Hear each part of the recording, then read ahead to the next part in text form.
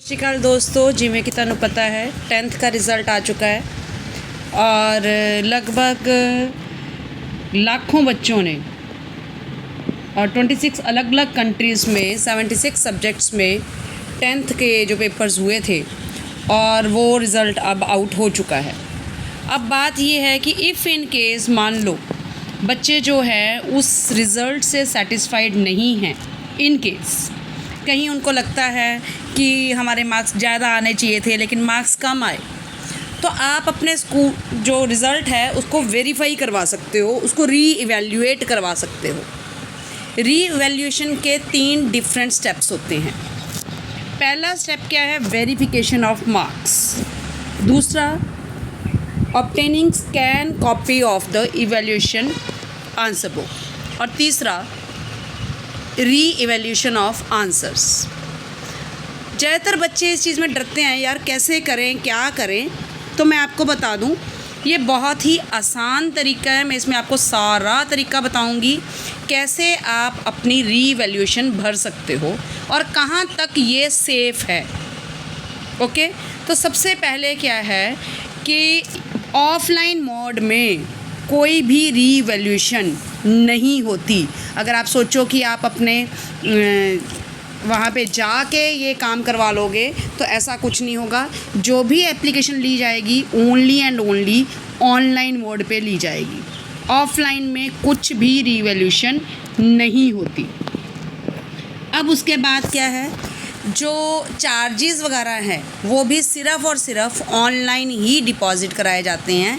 कोई चेक, कोई कैश, कोई मनी ऑर्डर, कोई डिमांड डिपॉज़िट, कोई पोस्टल ऑर्डर अलाउड नहीं है। ओनली एंड ओनली ऑनलाइन, यानी कि credit card, debit card, net banking से ही आप पेमेंट कर सकते हो। अगर कोई भी इनकम्प्लीट होता है, ऑफलाइन होता है, तो या बिना फ़ी के कोई भी एप्लीकेशन होती है तो वो रिजेक्ट हो जाती है, उस पर काम नहीं किया जाता है। और आप एक ही बार में, एक सिंगल स्टेप में ही कैंडिडेट जो है वो अपनी ऑनलाइन प्रोसेस कर सकता है। उसके लिए ये नहीं है कि अगर उसको मैथ्स की करानी है तो अलग से भरे, साइंस की करानी है अलग से करे। एक ही बार में उसकी एक ही एप्लीकेशन में सारा काम हो जाएगा। एक ही बार में वो जहाँ जहाँ की चाहे अकॉर्डिंगली वो पेमेंट करके कर सकता है।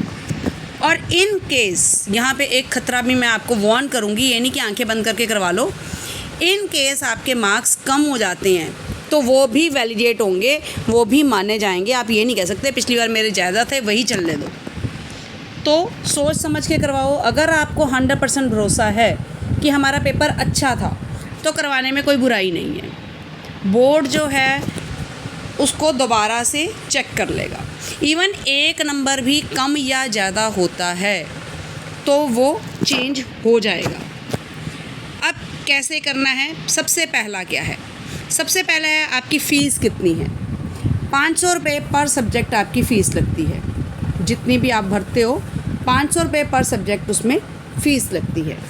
उसके बाद क्या है, आप क्या करोगे? लॉगिन करोगे कैंडिडेट जो है वो CBSE वेबसाइट पे, और अदरवाइज़ कोई डायरेक्टली कम्युनिकेशन CBSE से नहीं होती। इन केस आपको मार्क्स चेंज करने हैं तो कोई भी कम्युनिकेशन करनी है तो वो आप वहाँ पे कर सकते हो। इसलिए सबसे पहले वो क्या करेंगे, जब आपने पहली बार में 500 रुपये फ़ीस भरी तो उस टाइम में आपकी टोटलिंग चेक होती है। बाहर जितने बच्चे को पर क्वेश्चन में जो मार्क्स दिए गए हैं और अंदर जितने मार्क्स दिए गए हैं वो दोनों सेम हैं, टोटल सेम है। कहीं ऐसा तो नहीं बाय चांस अंदर जो मार्क्स हैं वो मान लो 58 हैं और बाहर गलती से वो 48 लिखा गया है, या टोटलिंग गलत होगी, प्लस माइनस की कोई गलती होगी। सबसे पहले ओनली ये चेकिंग होगी, सिर्फ इसकी चेकिंग की जाएगी। सेकंड में अगर मान लो बच्चा फिर से वो सेकंड, आपके पास उसकी मेल आ जाएगी कि भाई ये मार्क्स इतने ही थे या जितने भी थे वो आ जाएगी।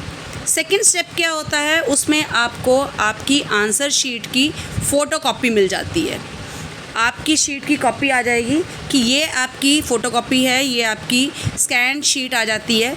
इस जगह पे टीचर ने आपको इतने इतने नंबर दिए हैं, यहाँ काटा मारा है, यहाँ ठीक लिखा है, जो भी आपने किया है सारी जैसे भी इवैल्यूएशन हुई है वो सारी इवैल्यूएशन आपकी आ जाती है। अब उसमें आप चेक कर सकते हो, और इसकी फ़ीस भी आपकी 500 रुपये है। 500 रुपये में आपके पास फ़ोटोकॉपी आपकी आ जाएगी, PDF फॉर्म में आ जाएगी आपकी सारा का सारी फ़ोटोकॉपी। आप उस फ़ोटोकॉपी को ध्यान से रखो, यहाँ तक में कोई समस्या नहीं है, सेफ़ है। सिर्फ टोटलिंग में ऊपर नीचे हो गया तो दैट कैन बी। अब यहाँ अब आपको पता लग गया कि आपकी फ़ोटोकॉपी में कि आपको कहाँ पर टीचर ने नंबर दिए हैं या काटे हैं। इनके आपको कहीं पे ऐसा लगता है कि यहाँ पे मेरे को टीचर ने नंबर कम दिए हैं, तो कोई ज़्यादा मुश्किल बात नहीं है, उसमें अब रीवैल्यूएशन शुरू होती है। उसमें थ्योरी पोर्शन में पर क्वेश्चन, मैं रिपीट कर रही हूँ, पर क्वेश्चन आपके 100 रुपीज़ लगेंगे। आप ये बता सकते हो कि मेरे को कौन कौन से क्वेश्चंस को दोबारा चेक करवाना है और क्यों। आपको आप रीज़न भी दे सकते हो कि ये राइट आंसर है, ये ऐसे है। वो आप अपने जो सब्जेक्ट टीचर है उससे पूछ सकते हो कि इसमें मैं क्या यहाँ पे लिखूँ, तो अकॉर्डिंगली आप वहाँ पे लिख सकते हो कि यहाँ मेरे को नंबर कम दिए गए हैं या मेरा आंसर सही है, इसको गलत किया गया है। वटएवर आपके जो कमेंट्स हैं वो कमेंट्स आप दे सकते हो। और जितने, मान लो कोई बच्चा 5 क्वेश्चंस जो हैं वो रीवैल्यूएट करवाता है तो 500 रुपया लगेगा, और वो आपका होने के बाद आपने जितने बोलोगे तो वही क्वेश्चंस आपके चेक किए जाएंगे, दोबारा से चेक किए जाएंगे। इन केस नंबर बढ़ते या कम होते हैं, वटएवर इट इज़, वो बच्चे को उतने मार्क्स मानने पड़ेंगे। अगर बढ़ते हैं देन भी, नहीं बढ़ते हैं देन भी।